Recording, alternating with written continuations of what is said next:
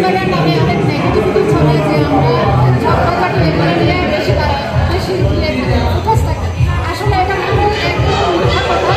আমরা হচ্ছে কি কাজ এবং কি আমাদের কীভাবে এগিয়ে যেতে হবে, নারী উদ্যোক্তারা আমাদের ব্রাহ্মণবাড়িয়াকে সবার সামনে কীভাবে প্রেজেন্ট করবো, সেটা নিয়ে আমরা সবসময় আলোচনায় থাকি।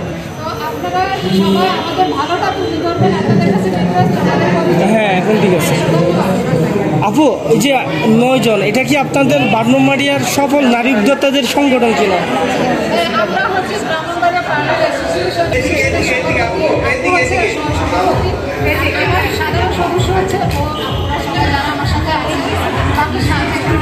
তো আমরা সবাই একটা অ্যাসোসিয়েশন, এদিকে থাকবেন, এদিকে থাকবেন। আমরা সবাই যারা কাজ করি অ্যাসোসিয়েশনের ভিতরে আমরা দুটো সংগঠন নিয়ে কাজ করি। একটা হচ্ছে আইনি সহায়তা এবং আশিক ফাউন্ডেশন এবং যুব কল্যাণ মহিলা সংস্থা, দুটো সংস্থাতে কাজ করি।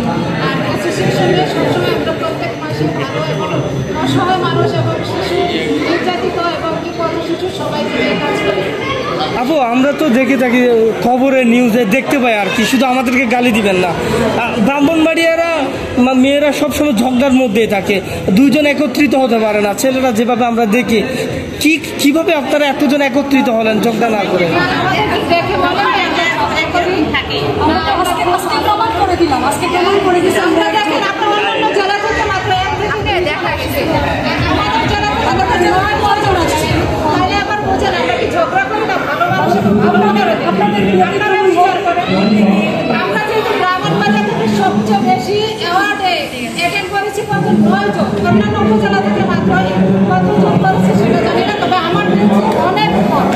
সেটার প্রমাণ হচ্ছে আমরা অনেক ভালো মনের মানুষ, সবাইকে এটা দিয়ে বোঝায় যে ব্রাহ্মণবাড়িয়ার মেয়েরা মেকআপ করার সময়টা কোথায় থেকে পাই, কতটুকু পাই আপনার ঝগড়ার মধ্যে?